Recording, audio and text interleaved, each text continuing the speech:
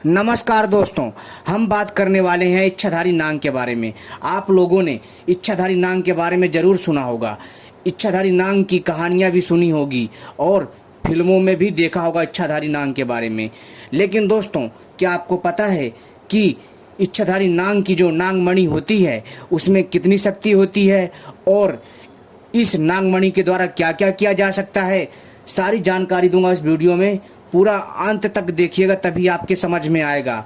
और आपको ये भी बताने का प्रयास करेंगे क्या सचमुच नागमणि होती है, क्या इच्छाधारी नाग होते हैं, क्या है इसके पीछे की सच्चाई, पूरी जानकारी देंगे इस वीडियो में। तो आप सभी से अनुरोध है, इस वीडियो को पूरा अंत तक देखिएगा, आखिरी तक, तभी समझ में आएगा, अन्यथा ऐसे समझ नहीं आएगा। तो दोस्तों, ऐसी ही रहस्यमय जानकारी पाने के लिए सबसे पहले हमारे चैनल को सब्सक्राइब कर लें और घंटी जरूर दबा लें, क्योंकि दोस्तों हम अपने चैनल के माध्यम से इसी तरह की रहस्यमय जानकारियां लाते रहते हैं। और वीडियो को लाइक कर लीजिए। तो चलिए अब बताते हैं क्या होती है नागमणि, इसके पास होने से क्या होता है, क्या है इसका रहस्य। तो चलिए हम आपको बताते हैं। मैंने कई बार नागमणि के बारे में अपने दादाजी से सुना है। कई बार उन्होंने इसको लेकर के कई कहानियां भी बताई थी। हालांकि यह सभी कहानियां लोगों के द्वारा बताई गई थी, सुनने में हमेशा एक अजीब सी सरसराहट पैदा करती थी। हिंदू पुराणों में नागमणि का जिक्र मिलता है।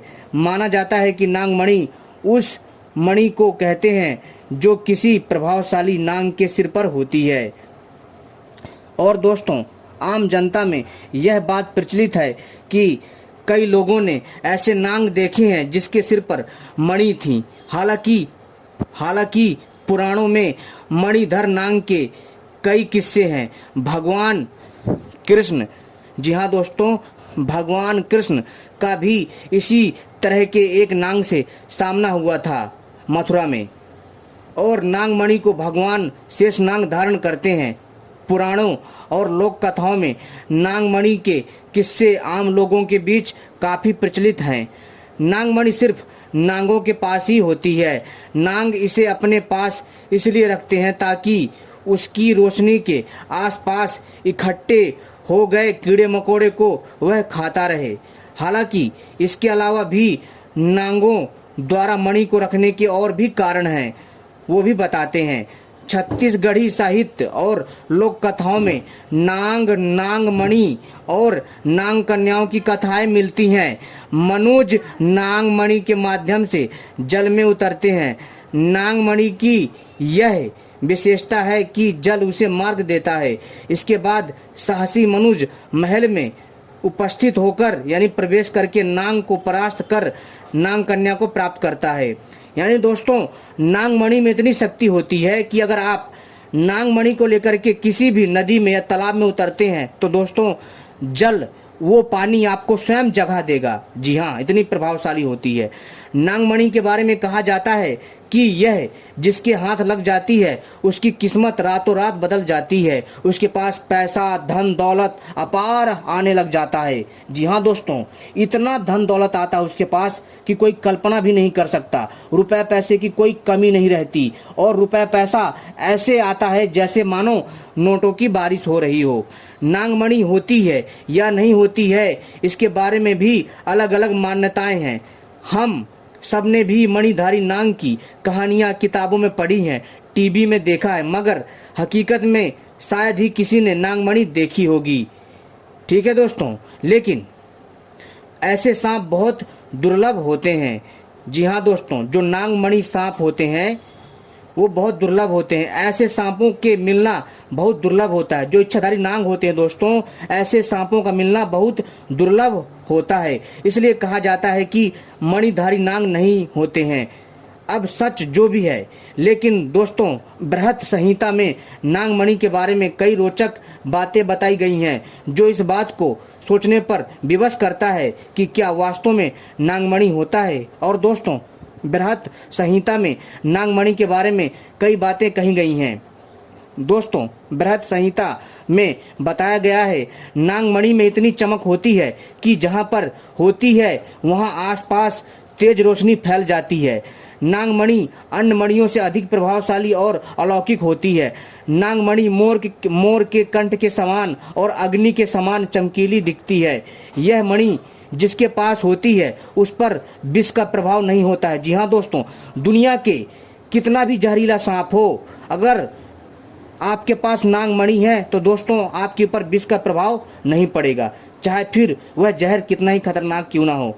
यह रोग से मुक्त होते हैं। जी हाँ दोस्तों, जिसके पास नागमणि होता है वो लोग रोग से मुक्त रहते हैं। वराहमिहिर एक ऋषि थे, बताते हैं कि जिस राजा के पास यह मणि होती है वह शत्रुओं पर विजय प्राप्त करने में समर्थ हो जाता है। इनके राज्य में समय से वर्षा होती है। जिनके पास नागमणि होती है उनके राज्य में समय से वर्षा होती है और प्रजा खुशहाल रहती है। वराहमिहिर इस तरह की बात इसलिए लिखते हैं कि उन दिनों राजा महाराजा हुआ करते थे। दोस्तों, इन सभी घटनाओं से साबित होता है कि दोस्तों वास्तव में इच्छाधारी नाग होते हैं। और दोस्तों मैं आपको बता देना चाहता हूं कि मेरे फैमिली में, जी हाँ दोस्तों, मेरे परिवार में कई लोगों ने इच्छाधारी नाग देखा है जिसके सर में नागमणि होती है। यहाँ तक कि मेरी दादी ने स्वयं इच्छाधारी नाग को देखा है। और यहाँ तक कि दोस्तों मेरी नानी के बेटे ने यानी मेरे मामा ने भी नागमणि देखी है। दोस्तों जो भी मैं आपको जानकारी दे रहा हूँ सच्चाई के आधार पर दे रहा हूँ, क्योंकि दोस्तों हमारा जो क्षेत्र है वो जंगली क्षेत्र है और वहाँ पर बहुत सारी जो है नागों की बामियाँ हैं और वहाँ पर अक्सर जो है सांप देखने को मिलते रहते हैं। तो दोस्तों इस हमारे दोस्तों वहाँ पर जो है इच्छाधारी नाग देखने के ज़्यादा अवसर होते हैं और दोस्तों इसलिए आसानी से नाग को देखा गया। दोस्तों एक बात और यहाँ पर मैं आपको बताना चाहूँगा कि इच्छाधारी नाग अपने आप में बहुत अद्भुत होता है। इनके अंदर अलौकिक शक्तियाँ होती हैं। ये कोई भी रूप धारण कर लेते हैं। जी हाँ दोस्तों, किसी भी इंसान का रूप धारण कर लेते हैं, किसी भी पशु पक्षी का रूप धारण कर लेते हैं। दोस्तों यहाँ तक कि वो एक पत्थर का भी रूप धारण कर सकते हैं। आपको लगेगा कि जैसे कोई पत्थर रखा हुआ, लेकिन वो पत्थर नहीं होगा। दोस्तों इनमें अद्भुत कलाएं होती हैं। जो नागमणि होती है अपने आप में एक बहुत अलौकिक और दिव्य चमत्कारी पत्थर है। एक ऐसा रहस्यमय पत्थर है जो कि केवल और केवल नागों के पास होती है। जो नाग 100 साल से ज़्यादा जी जाता है उसको नागमणि प्राप्त होती है और उसी के बल पर वो अपना शिकार करता है और तो और वो अपना जीवन यापन करता है और उसी मणि के बल पर वो दुनिया का कोई भी कार्य कर सकता है। दोस्तों जिसके पास नागमणि होती है उसके पास कभी भी धन की कमी नहीं होती है।